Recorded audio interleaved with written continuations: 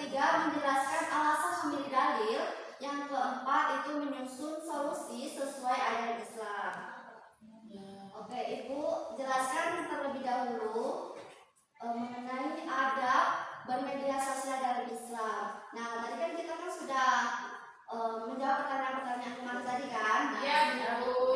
Nah, hal yang pertama itu adab yang bermedia sosial itu dalam Islam itu yang pertama berkata baik dan sopan. Jadi Islam itu mengajarkan kita untuk selalu berkata baik dan sopan. Apalagi dalam bermedia sosial. Apalagi dalam bermedia sosial ini banyak konflik-konflik yang terjadi pada saat ini kan? Adab kita harus digunakan karena itu sudah sesuai dengan ajaran Islam. Oke, poin yang kedua itu adab tidak menyebarkan hoax. Nah, sering terjadi kan bahwa informasi itu kita tidak tahu bahwa informasi itu hoax atau tidak.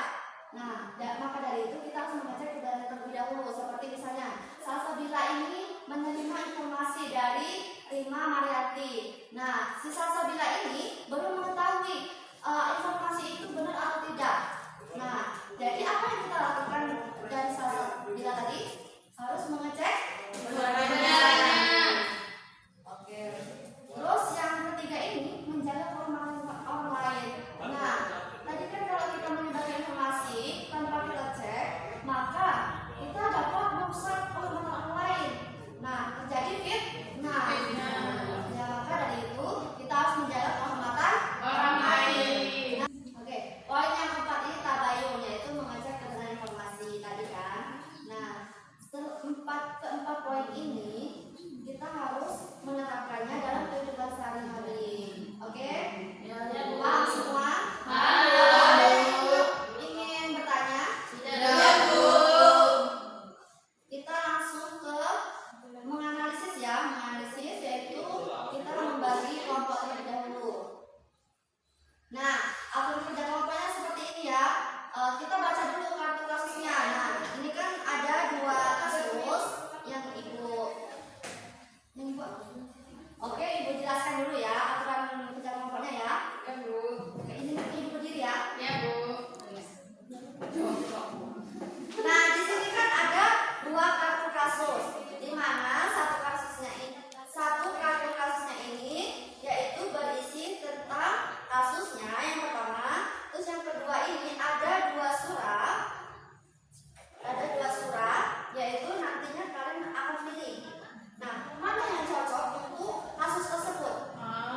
Ya, paham?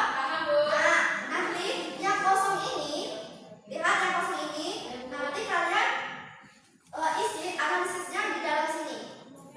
Di dalam sini analisisnya. Oke. Nah, jadi di sini kan ada kartu nih, kartu kasus kan? Ya. Ini ada surat sama kasusnya. Nah, di sini kan ada 2 surat nih. Dua surat yang nanti kalian pilih sesuai dengan studi kasusnya. Mencatatkan gitu ya, Bu. Ya, setelah itu kalian analisis. Nah, di sini ada kertas kosong nih. Nah, nanti di sini kalian isi analisis tersebut, hasil diskusi kalian ditaruh sini. Ditulis di sini. Nah, di sini kan Ibu sudah menyiapkan papan analisis kasus. Nanti kalian tempel ya di sininya. Paham kan? Nah, di sini ada kasus. Nah, terus di sini ada dalil yang sudah kalian pilih tadi. Terus analisisnya di sini. Nah, setelah itu kalian presentasikan hasil diskusi kalian. Paham? Paham, Bu. Nah, ini kan sudah ditempelkan ya di sini. Ya, Bu. Analisis kasus bermedia sosial dalam pandangan Islam. Nah, sekarang kita bagi kelompok terlebih dahulu. Langsung Ibu bagi aja ya. Ya, Bu. 1, 2, 3 itu kelompok 1 dan 1, 2. Oke, silakan berikan sesuai dengan pertanyaan masing-masing.